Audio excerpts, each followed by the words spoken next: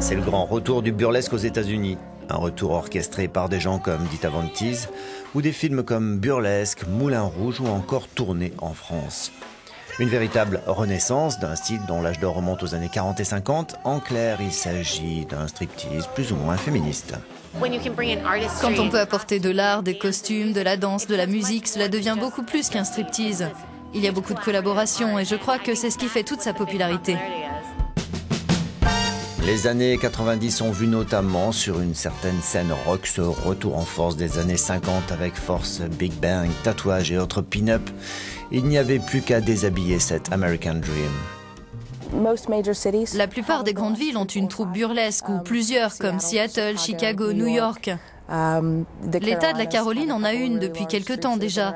La Nouvelle-Orléans a une grande scène burlesque. Et il y a aussi Atlanta. À l'origine, on avait d'un côté des hommes qui racontaient des blagues et de l'autre des femmes qui se déshabillaient. Les choses sont devenues un peu plus complexes. Quand on le fait sur scène devant des gens avec des musiciens derrière nous, il y a beaucoup de choses qui peuvent ne pas fonctionner. Et puis quand vous l'avez fait, alors vous vous dites « Waouh, je l'ai fait, c'est génial !»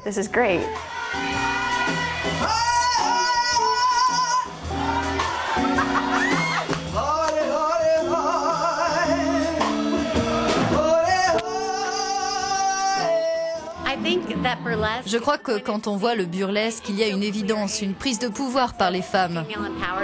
On se révèle littéralement soi-même. Il y a des cris, des applaudissements tout le temps. Pas de grandes prétentions intellectuelles, donc, dans ce burlesque, ce qui n'est pas le moindre de ses charmes.